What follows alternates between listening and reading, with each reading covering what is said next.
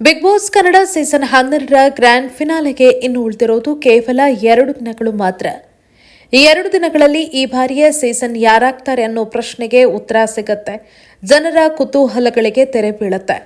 ಇನ್ನು mid weak ಎಲಿಮಿನೇಷನ್ನಲ್ಲಿ big boss ಮನೆಯಲ್ಲಿ ತಮ್ಮ ಜರ್ನಿಯನ್ನು ಅಂತ್ಯಗೊಳಿಸಿ ಧ್ರುವಂತ್ ಅವರು ಹೊರಗಡೆ ಬಂದಿದ್ದಾರೆ. ಎಲ್ಲರೂ ಕೂಡ ಅಂದ್ಕೊಂಡಿದ್ರು ಧ್ರುವಂತ್ ಗ್ರ್ಯಾಂಡ್ ಫಿನಾಲೆಯಲ್ಲಿ ಇರ್ತಾರೆ ಅಂತ. ಆದರೆ ಜನರ ಲೆಕ್ಕಾಚಾರ ಉಲ್ಟಾ ಆಗಿದೆ. ತಮ್ಮ ಜರ್ನಿಯನ್ನ ಅಂತ್ಯಗೊಳಿಸಿ ಬಿಗ್ ಬಾಸ್ ಮನೆಯಿಂದ ಧ್ರುವಂತ್ ಹೊರಗಡೆ ಬಂದಿದ್ದಾರೆ. ಸದ್ಯಕ್ಕೆ ಬಿಗ್ ಬಾಸ್ ಮನೆಯಲ್ಲಿ 6 ಜನ ಸ್ಪರ್ಧಿಗಳಿದ್ದಾರೆ. ಇವರೆಲ್ಲರೂ ಕೂಡ ಗ್ರ್ಯಾಂಡ್ ಫಿನಾಲೆಗೆ ಸಿದ್ಧತೆಯಲ್ಲಿರ್ತಾರೆ. ಈ 6 ಜನರಲ್ಲಿ ಯಾರು ಬಿಗ್ ಬಾಸ್ ವಿನ್ನರ್ ಆಗ್ತಾರೆ ಅನ್ನೋ ಕುತೂಹಲ ಸದ್ಯಕ್ಕೆ ಎಲ್ಲರಲ್ಲೂ ಕೂಡ ಮನೆ ಮಾಡಿದೆ. ಇನ್ನು ಬಿಗ್ ಬಾಸ್ ಮನೆಯಿಂದ ಧ್ರುವಂತ್ ಅವರು ಹೊರಗಡೆ ಬರ್ತಾ ಇದ್ದಂತೆ ಬಿಗ್ ಬಾಸ್ ಮನೆಯಲ್ಲಿರುವಂತಹ ಉಳಿದ 6 ಸ್ಪರ್ಧಿಗಳು ಬೇಸರವನ್ನು ಹೊರಹಾಕಿದ್ದಾರೆ. ಇದೇ ಸಂದರ್ಭದಲ್ಲಿ ಅಶ್ವಿನಿ ಜೊತೆ ರಕ್ಷಿತಾ ಶೆಟ್ಟಿ ಮಾತಾಡ್ತಾ ಕಣ್ಣೀರನ್ನು ಸುರಿಸಿದ್ದಾರೆ. ನಾನು ಇಲ್ಲಿ ತನಕ ಬರೋದಕ್ಕೆ ಪ್ರಮುಖ ಕಾರಣ ನನ್ನ ಜನರು ಅಂತ ಕಣ್ಣೀರನ್ನು ಸುರಿಸಿದ್ದಾರೆ. ಫಸ್ಟ್ ವೀಕ್ನಿಂದ ಇಲ್ಲಿ ತನಕ ಜನ ನನ್ನನ್ನು ಸೇವ್ ಮಾಡ್ಕೊಂಡು ಬಂದಿದ್ದಾರೆ.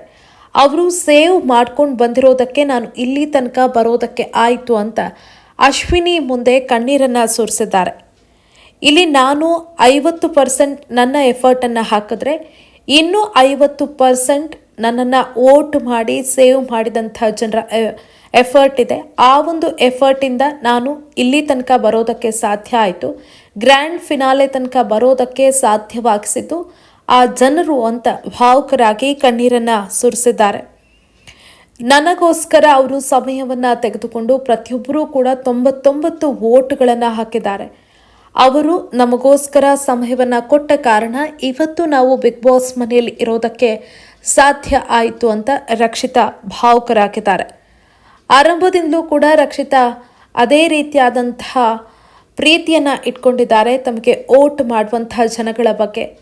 ಇನ್ನು ರಕ್ಷಿತಾ ಶೆಟ್ಟಿ ಬಿಗ್ ಬಾಸ್ ಮನೆಯಲ್ಲಿದ್ದರೂ ಕೂಡ ಅವರ ಯೋಚನೆ ಹೊರಗಿರುವಂತಹ ಅವರ ಜನರಿಗೋಸ್ಕರನೇ ಇದೆ. ಬಿಗ್ ಬಾಸ್ ಮುಂದೆ 3 ವಿಷಯಗಳನ್ನು ಹೇಳುವಂತಹ ಸಂದರ್ಭದಲ್ಲೂ ಕೂಡ ಅವರು ತಮ್ಮ ಸ್ವಾರ್ಥಕ್ಕೋಸ್ಕರ ಏನನ್ನೂ ಕೂಡ ಕೇಳಿಕೊಂಡಿಲ್ಲ. ಏನು ಕೇಳಿಕೊಂಡ್ರು ಅನ್ನೋದು ನಿಮಗೆಲ್ಲ ಗೊತ್ತೇ ಇದೆ. ಒಂದು, ಮೀನುಗಾರರನ್ನು ಬಿಗ್ ಬಾಸ್ ಮನೆಗೆ ಕರೆಸಬೇಕು, ಕನ್ನಡ ನಾಟಕವನ್ನು ಪ್ರದರ್ಶನ ಮಾಡಬೇಕು, ಈ ರೀತಿಯಾದಂಥ ಆಸೆಗಳನ್ನು ಅವರು ವ್ಯಕ್ತಪಡಿಸಿದ್ದು ಹೊರತಾಗಿ ತನಗೋಸ್ಕರ ಯಾವುದೇ ರೀತಿಯಾದಂಥ ಸ್ವಾರ್ಥದ ಆಸೆಗಳನ್ನು ಅವರು ವ್ಯಕ್ತಪಡಿಸಿಲ್ಲ. ಅಲ್ಲೇ ಗೊತ್ತಾಗುತ್ತೆ ಅವರು ಜನರಿಗೋಸ್ಕರ ಯಾವ ರೀತಿ ಮಿಡಿತಾರೆ ಅಂತ. ಹುಲಿ ಡ್ಯಾನ್ಸ್ ಕೂಡ ಬಂದರೆ ಚೆನ್ನಾಗಿರುತ್ತೆ. ಈ 3 ಆಸೆಗಳಲ್ಲಿ ಒಂದನ್ನು ಈಡೇರಿಸಿ ಬಿಗ್ ಬಾಸ್ ಅಂತ ಮನವಿಯನ್ನು ಮಾಡಿಕೊಂಡಿದ್ದಾರೆ. ಆ ಸಂದರ್ಭದಲ್ಲೇ ಎಲ್ಲರೂ ಕೂಡ ಮೆಚ್ಚುಗೆಯನ್ನು ವ್ಯಕ್ತಪಡಿಸಿದ್ರು. ಆಕೆಯ ಮನಸ್ಸು ಎಂಥದ್ದು ಅನ್ನೋದು ಇಲ್ಲೇ ಗೊತ್ತಾಗುತ್ತೆ ಅಂತ. ಇನ್ನು ತನ್ನವರು ಅಂತ ಭಾವಿಸಿದಂಥ ಜನರನ್ನು ಆಕೆ ಯಾವತ್ತಿಗೂ ಕೂಡ ಬಿಟ್ಕೊಡೋದಿಲ್ಲ. ರಘು ಅವರ ವಿಚಾರದಲ್ಲಿ ಯಾವ ರೀತಿ ಆಯಿತು ಅನ್ನೋದನ್ನು ನೀವು ನೋಡಿದ್ದೀರಿ. ತನಗೆ ಸಿಕ್ಕಿದಂಥ ಉತ್ತಮವನ್ನೇ ರಘು ಅವರಿಗೆ ಕೊಡ್ತಾರೆ ಅಂದರೆ ಆಕೆಯ ಮನಸ್ಸು ಎಷ್ಟು ಪವಿತ್ರ ಅನ್ನೋದಲ್ಲಿ ಗೊತ್ತಾಗತ್ತೆ. ಇನ್ನು ಬಿಗ್ ಬಾಸ್ ಮನೆಯಲ್ಲಿ ಗ್ರ್ಯಾಂಡ್ ಫಿನಾಲೆಗೆ ಬರ್ತಾ ಇದ್ದಂತೆ ಅವರಿಗೆ ಮೊದಲು ನೆನಪಾಗಿದೆ ಅವರ ಜನರು. ಅವರೆಲ್ಲರೂ ಕೂಡ ವೋಟ್ ಹಾಕಿದ್ದಕ್ಕಾಗಿ ನಾನಿವತ್ತಿಲ್ಲಿ ಉಳ್ಕೊಂಡಿದ್ದೇನೆ ಅಂತ ಕಣ್ಣೀರನ್ನು ಸುರಿಸಿದ್ದಾರೆ. ಇದೇ ಸಂದರ್ಭದಲ್ಲಿ ಅಶ್ವಿನಿ ಅವರು ಒಂದು ಪ್ರಶ್ನೆಯನ್ನು ಕೇಳಿದ್ದಾರೆ. ಧ್ರುವಂತ್ ಅವರು ಹೋಗಿದ್ದು ನಿನಗೆ ಬೇಸರ ಅನಿಸಿಲ್ವಾ ಅಂತ. ಖಂಡಿತ ಆಗತ್ತೆ. ಯಾಕಂದರೆ ಧ್ರುವಂತ್ ಅವ್ರ ಜೊತೆ ಏನೇ ಜಗಳ ಆಗಲಿ, ಕೋಪ ಆಗಲಿ, ಒಂದಿಷ್ಟು ಖುಷಿಯ ಕ್ಷಣಗಳಿರ್ಬೋದು, ಎಲ್ಲವೂ ಕೂಡ ಇದೆ.